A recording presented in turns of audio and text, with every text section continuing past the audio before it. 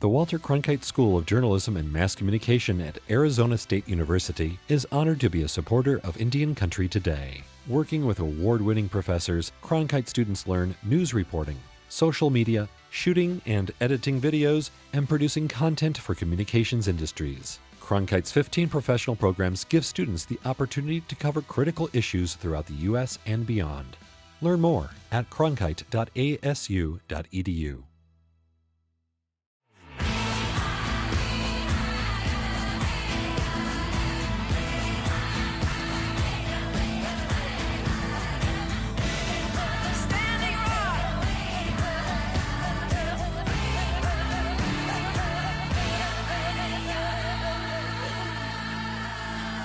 This is Indian Country Today. Esquili, yes, thank you for joining us. I'm Patty Thalohungva. Here are the headlines from Indian Country Today. First Peoples Fund is getting a huge grant from one of the world's richest women. Mackenzie Scott is giving the nonprofit $6 million. Stuart Huntington spoke to the director of the First Peoples Fund about what this generous donation will mean to the organization. Lori Poirier has been working for decades to bring positive change to Native communities and knows firsthand how difficult it is sometimes to find funding. I've been doing this work more than 25 years in Indian country, and for the past 20 years or so, less than 1% of all philanthropic dollars have gone to Native causes and concerns, and that has not changed in the last 20 years. But perhaps the large donation from Scott is indication of progress. I'm just deeply, deeply, deeply grateful for this gift, because it really gives us that time to breathe and continue the important work in tribal communities. Scott keeps a low profile. One of the world's richest people, she gave away $6 billion last year and made scant comment. Most of her donations, including to First Peoples Fund, come with no restrictions. For Poirier, that means that her fund can keep doing what it does best.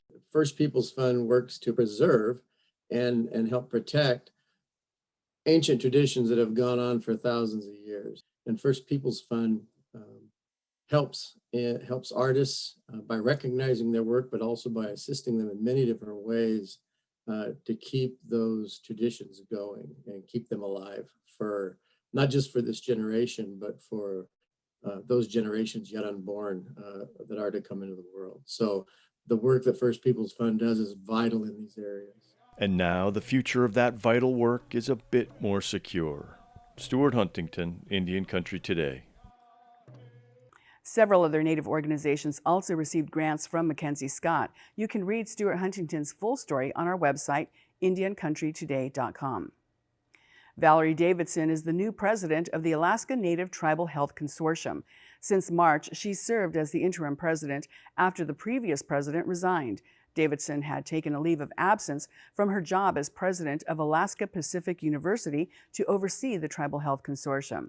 She is a well-known Alaska Native leader. Davidson served as Alaska's lieutenant governor and as commissioner of the State Department of Health and Human Services. She is Yupik from Bethel, Alaska. The Interior Department is transferring 80 acres of surplus federal property in Hawaii to the Hawaiian Homelands Trust. The land is the site of the former NOAA Pacific Tsunami Warning Center on Oahu. KITV reports the land has the potential to provide homesteads for up to 400 Native Hawaiian families. The transfer helps fulfill the terms of a settlement agreement authorized by Congress in 1995. Prior to that, the government had set aside 1,500 acres of land as potential homelands for Native Hawaiians, but then the government took the lands and used them for other purposes.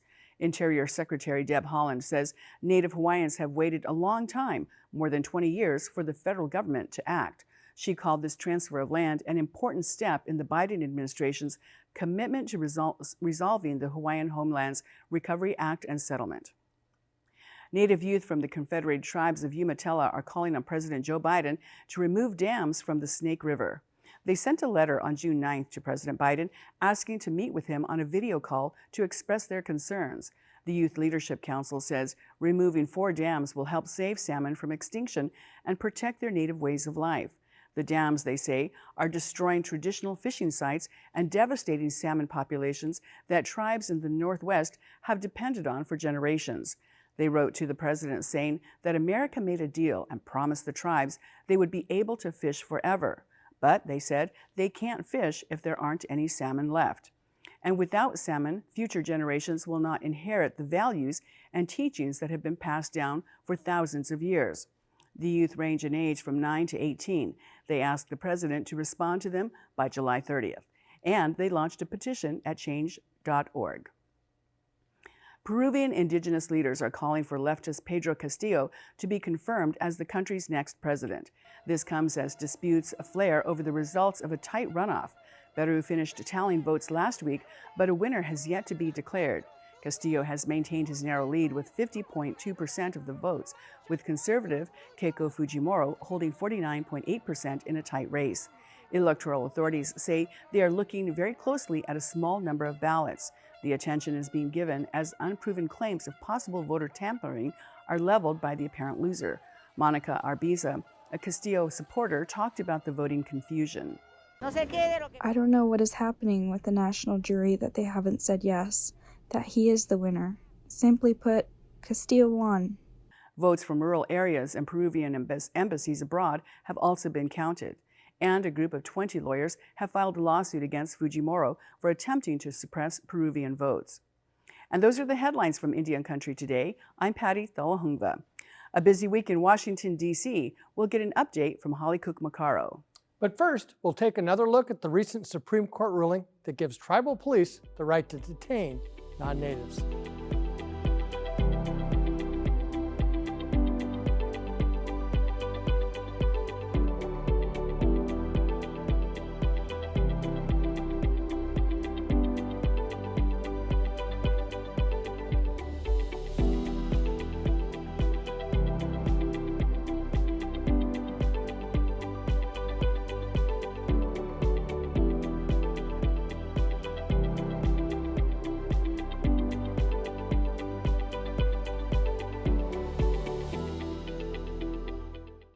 Earlier this month, the Supreme Court held that a tribal police officer has authority to detain temporarily and to search non-Indian persons traveling on public rights-of-way running through tribal lands for potential violation of state or federal law. Attorney Trent Shores joins us to break this down. A member of the Choctaw Nation, he's with Gable Gutwells in Tulsa, Oklahoma. He served 18 years in the Department of Justice under 4 presidents and 7 attorneys general. He chaired the Native American Issues Subcommittee to the Attorney General's Advisory Council, and he recently left the Northern District of Oklahoma as the U.S. Attorney. Welcome, Trent. Thank you so much for having me. It's great to be back. This is a pretty significant step for tribal sovereignty. Maybe outline kind of the importance of this case. Yeah, this really is a huge case when it comes to reaffirming the sovereignty of Native American tribes and specifically of the authority of tribal police officers in recognizing that they have power to temporarily detain non-Indians to search or investigate whether or not that non-Indian on the reservation is engaged in a violation of state law or federal law. I think that it's significant for a number of reasons, but really, this is a case that not only reaffirms tribal sovereignty, but also recognizes some of the practical realities that police officers on reservations face. They don't know when they approach a vehicle or an individual whether or not that person may be Indian or non-Indian. So the court really took into account, it seemed, practical considerations as well. The court still kind of sidestepped the question of tribal jurisdiction and said there are cases where this may be possible, and the majority decision, or the decision was pretty clear on that this is one of those cases. Are there still steps we need to take in terms of jurisdiction?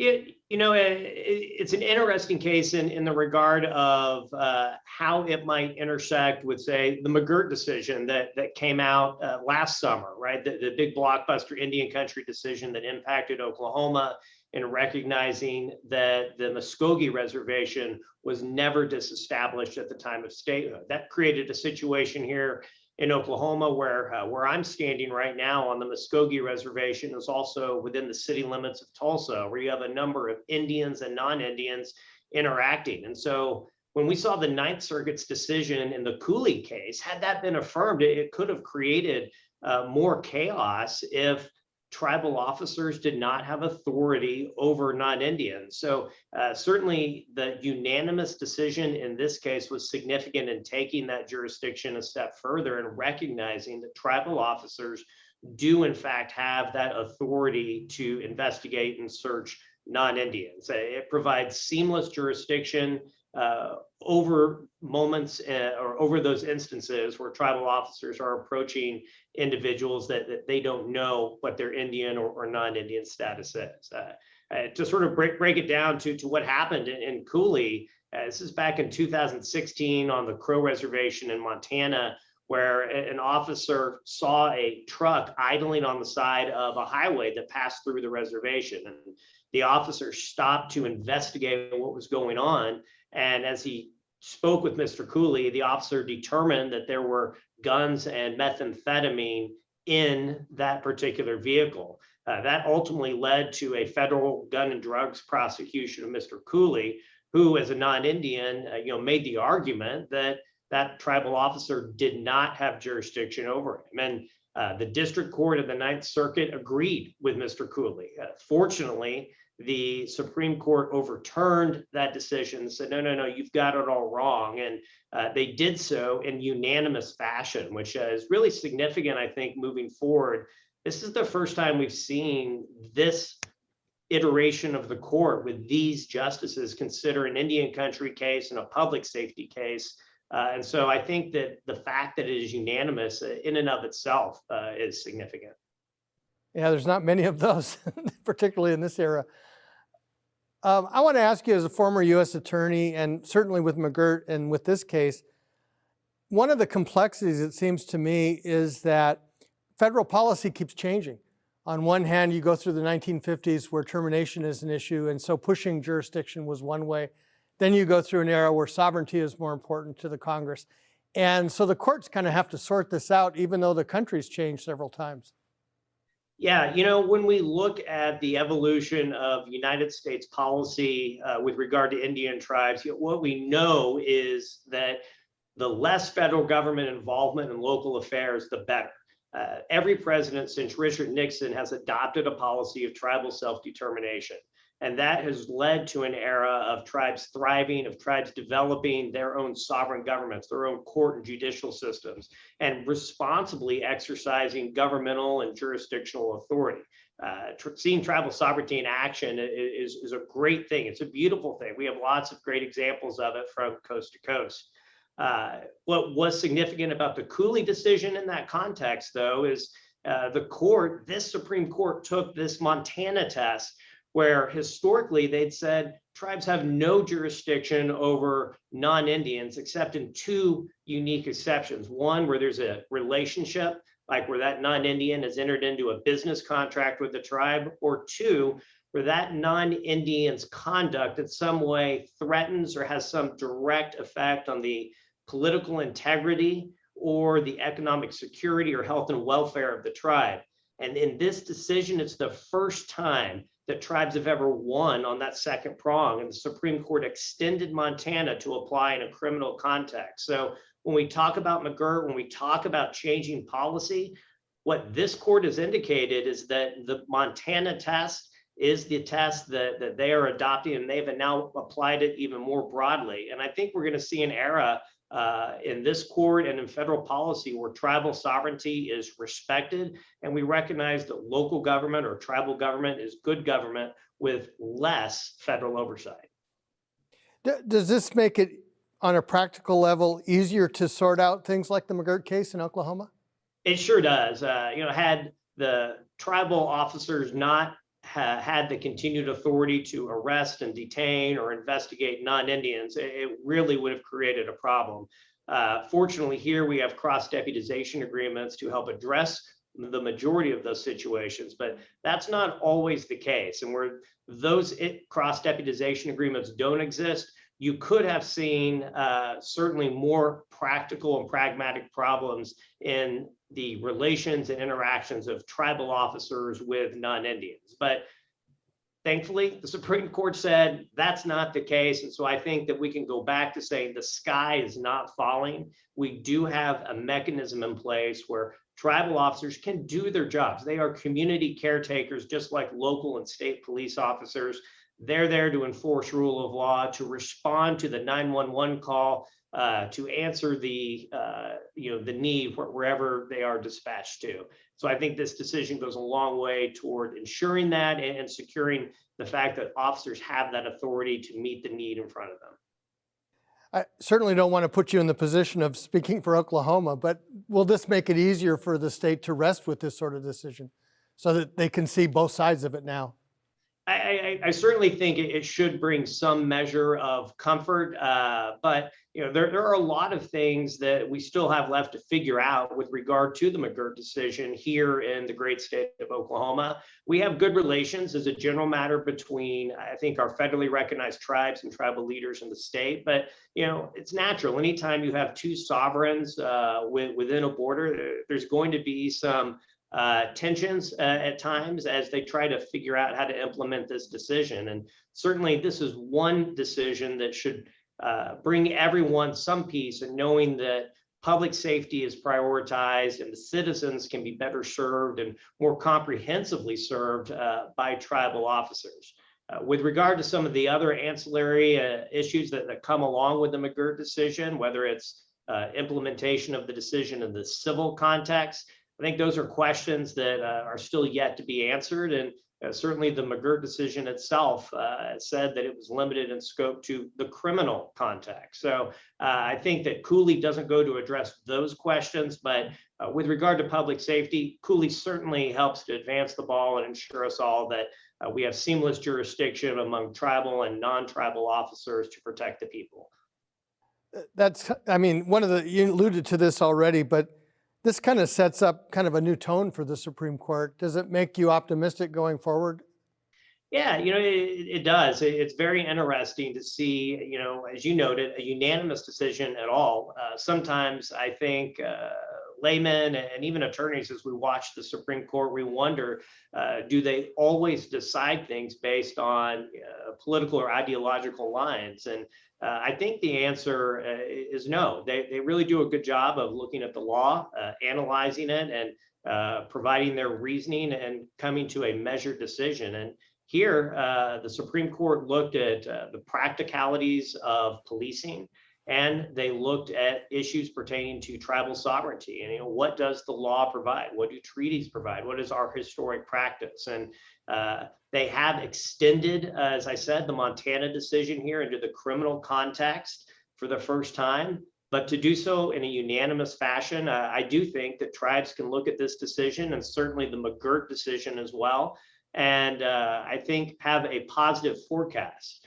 There is, in fact, still one case remaining on the Supreme Court's docket for this session, in that they haven't issued the decision yet, and that involves whether or not for-profit Alaska Native corporations are eligible to receive CARES Act funds. I think there's over $8 billion at issue here, in the same manner as federally recognized tribal governments. So it'll be interesting to see where the court comes down on that decision as well, because it could have implications just beyond the funding issues for CARES Act, and deciding whether or not Alaska Native corporations meet the definition of tribal governments or Indian tribes under the Indian Self-Determination and Education Assistance Act. And that's certainly one of the more complex ones. So Trent Shores, thank you so much. Hey, thank you guys for having me. Take care.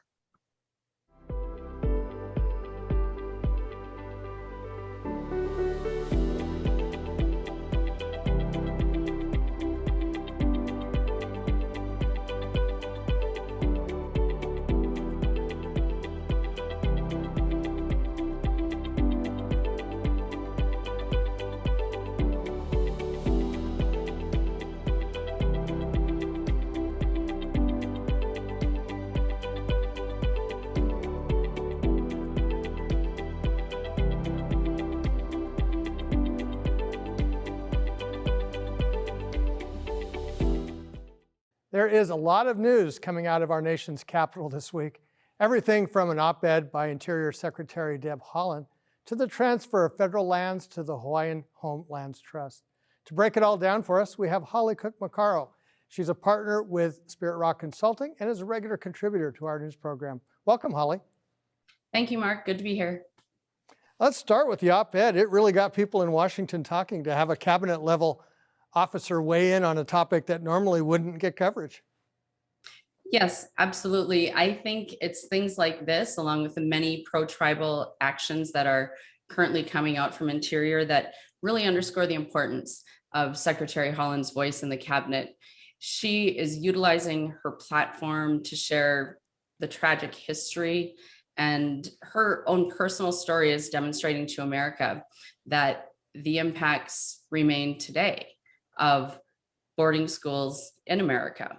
The intergenerational impacts of the aunties, the uncles, the parents, grandparents, as she notes, in Indian country who did not have the benefit of learning how to parent from their parents, of showing affection and disciplining.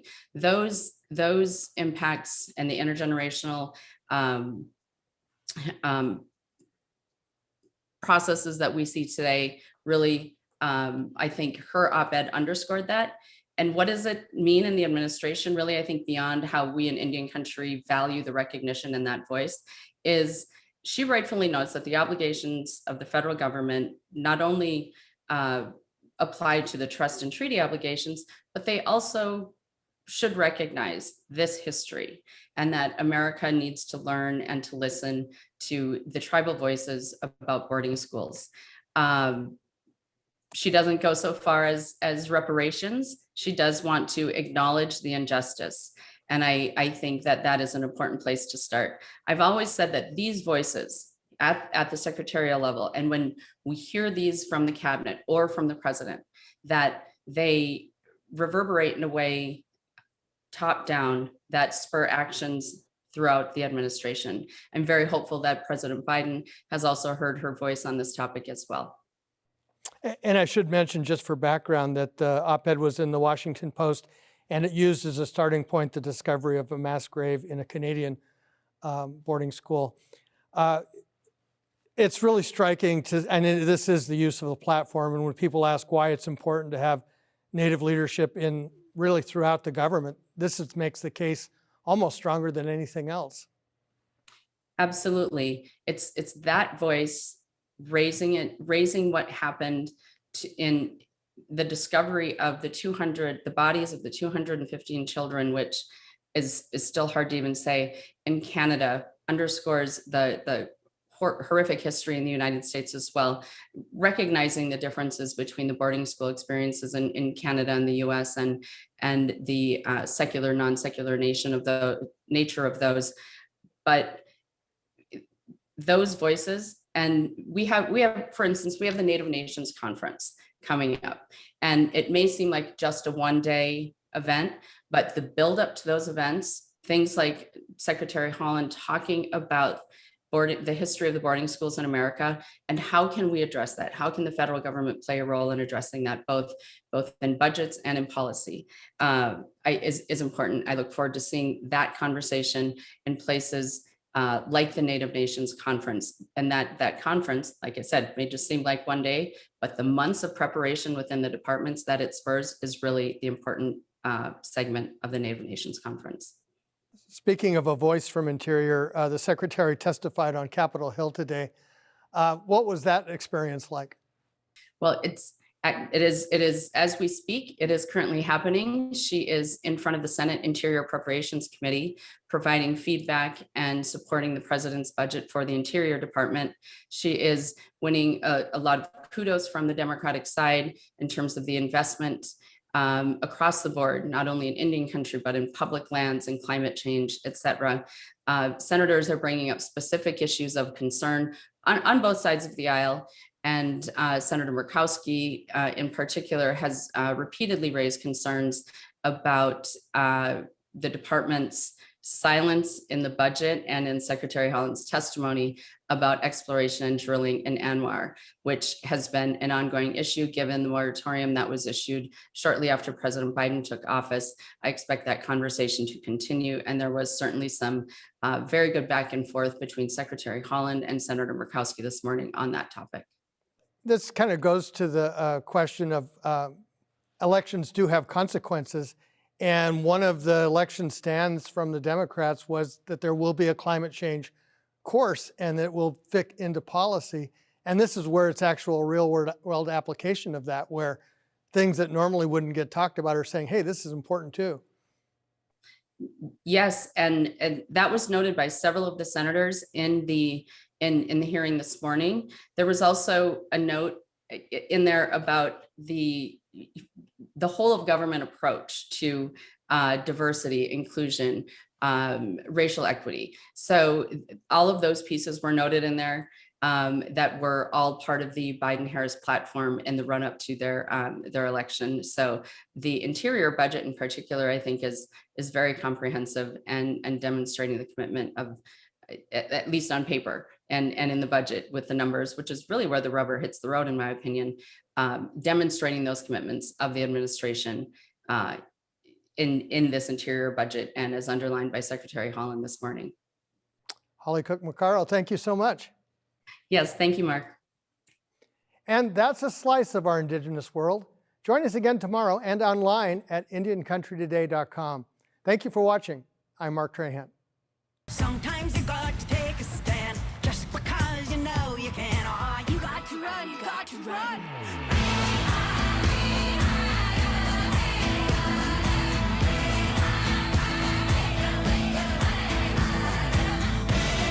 Standing rock.